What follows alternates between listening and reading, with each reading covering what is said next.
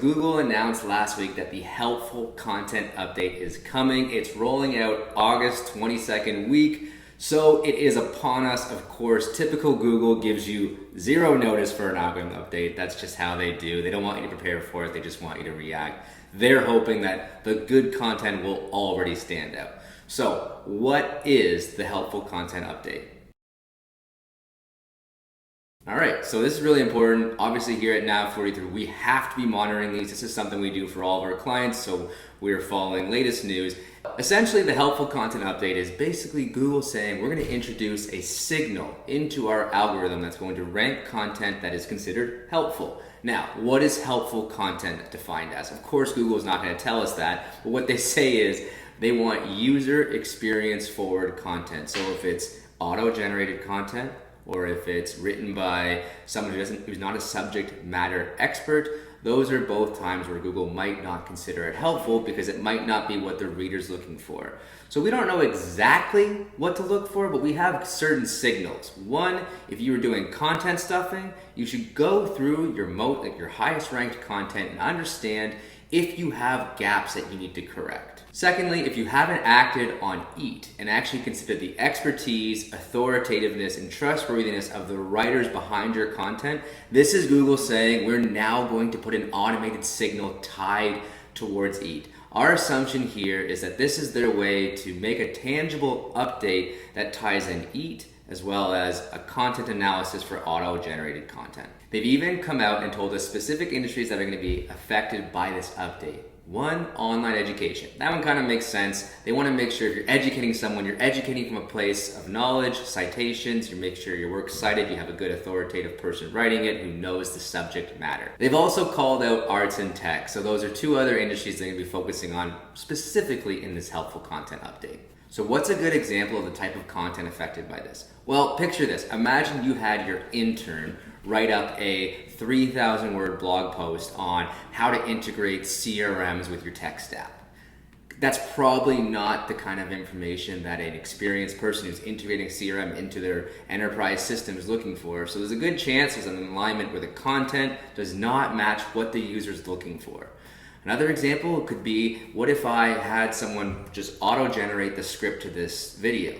Well, it might not hit all of the points with the right examples that you need to know about to take action from this video. So we know what kind of content is going to be affected, but what kind of search query is going to be most affected by this update? Now, this is all hypothesis. We don't know. Google never tells us this, but we have a theory here at Nav43 that it's going to be less related to queries that are very fact-finding, like, for example, what is a ribeye steak? And more related to search queries that are more expertise-driven, inquisitive, and have more of an opinion behind what the content is going to be. All right, so we have a pretty basic understanding of what the algorithm update is going to be. Now, what can you do as a brand to help protect yourself from any negative results? So first off, you won't know what to do unless you're monitoring your search traffic. So if you don't have a rank tracking solution set up, or automated rules to let you know whether it's Search Console, a tool like Rank Ranger, which we use here at Nav43, or just simply doing your own checks through Ahrefs and SEMrush, two other great tools. But have your monitoring and your health checks set up so you know how it affects you and you can track on a daily, weekly, monthly basis. Because what you can do here is you can set up rules to monitor your top performing traffic. What are your top 100 keywords? What are the keywords that are driving your revenue, driving your business's growth? You want to ensure those keywords are strongly monitored so that you know what happens before and after this update. One, you might get some jumps, that'd be great. But two, if you get some dips, what do you do about it? Well, the key is do not overreact.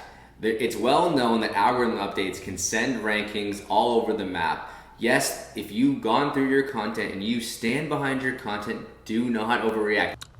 That was an overreaction.